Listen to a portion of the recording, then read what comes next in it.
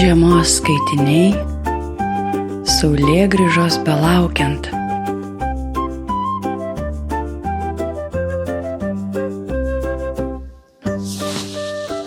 Labas, mielas žmogelė, štai ir gruodžio 9. Ir mes šiandieną toliau skaitome vakar pradėtą Hanso Kristiano Anderseno pasaką Sniego senis, parašytą prieš 165 metus. Šią pasaką lietuvių kalba skaitau iš knygos 12 iš pašto karietos, žiemos pasakos, kurią 2002 metais išleido leidykla Alumnus, o iš danų kalbos vertė ir rinktinę sudarė Liudas Remeika. Vakar mes sustojome toje vietoje, kur šviežiai nulipdytas Sniego senis, saulės nuo mėnulio neatskiriantis, kalbėjo su kiemsargiu šuniu. Ir šis pasakojo, jog anksčiau jis buvo visų mylimas ir glostomas, o paskui kažkaip staiga atiteko kitai šeimininkiai ir gyveno prie krosnės. Ir kaip kitaip nutiko, kad dabar jisai šąla grandinė pririštas prie būdos, šaltą žiemos naktį lauke. Vakar mes baigėme toje vietoje, kur šuo prisiminė šiltą krosnį ir pradėjo Sniego seniui apie ją pasakoti. O Sniego senis nieko nežino, jis tik neseniai nulipdytas. Tad seku pasakot toliau, o tu pasiruošk. Pasiruošei? Na tai pradedam. Ar ta krosnis išties tokia daili, nusistebėjo Sniego senis? O į mane ar panaši? Kur tau? Visai priešingai, ji juoda kaip anglis. Ryja malkas, net ugnis iš nasrų verčias. Prie jos reikia laikytis palei pat šoną, prisispaudus, po ją įsirangius begaliai nepalaima. Žvilgtelt pro langelį iš ten, kur sterksai turėtum ją matyti. Sniego senis taip ir padarė ir tikrai išvydo juodą, nušveistą daiktą su dūmtraukiu. Iš jo švyščiojo ugnies liežuviai. Sniego seniui visai sumišo ūpas, pasijuto lyg nesavas, užplūdo jausmas, kokį tol nepažinojo. Bet žmonėms, jei tik jie nėra Sniego seniai, tas jausmas labai gerai pažįstamas. Tai kodėl ją palikai, net lyžo Sniego senis, jautė, kad tas daiktas kažkodėl turi būti moteriškos giminės. Kaip tu galėjai ją palikti? Palikti palikau, tik ne savo valia, atsidusėjo sarginis šuo. Išveitė mane lauk ir pririšo čia grandinę. Krypštelėjau mat jauniausiam ponaičiukui už kulkšnės.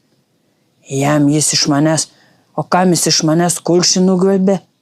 Aš ją graužiau, juk kulšis už kulšį. Bent aš tokios laikausi nuomonės, tik jiems tai nelabai patiko. Nuo to laiko man ant kaklo grandinė ir balsas nebe toks skardus. Juk girdi, kaip kimiai skalijų. Nėr, nebėr, viskam atėjo galas.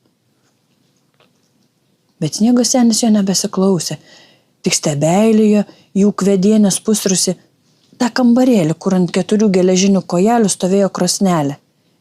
Jam rodės, kad ji tokio didumo, kaip ir jis pats.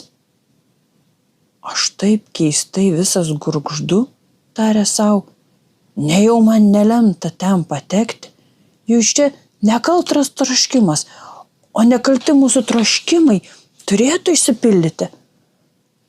Tai mano karščiausias noras, mano vienintelis noras ir būtų didžiausia neteisybė, jei jis liktų nepatenkintas.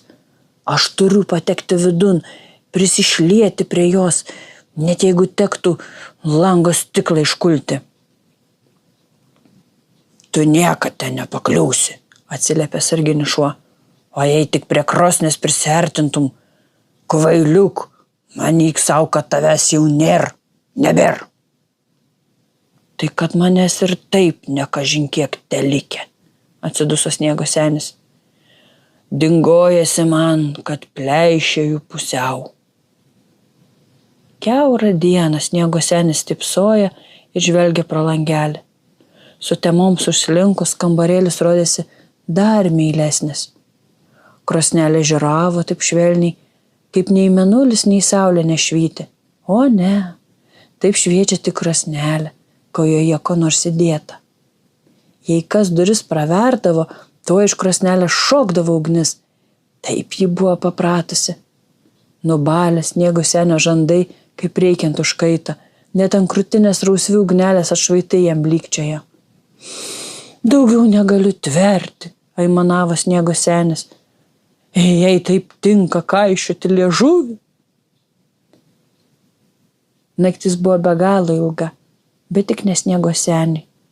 Stirksojo paskendęs malonėse mintise, o tos mintis šala, net gurgždėjo.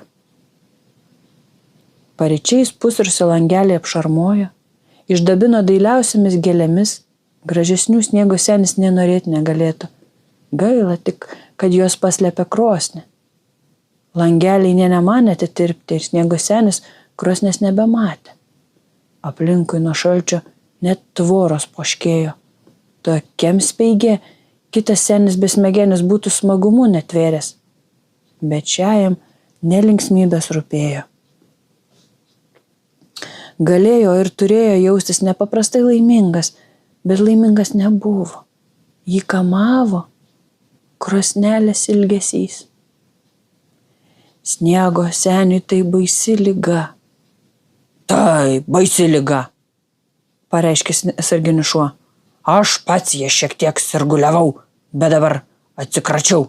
Ir nebėr, greit keisis orai. Ir išties, orai persimainė ir stojo atlydys, kai viskas tirpti pradeda. Atlydys vis markin, o sniego senis menkin. Jau nieko jis nebesako, nieko nebesiskundžia, kaip tik tokie ir yra tos ligos tikrieji požymiai. Vieną rytą sniego senis susmego.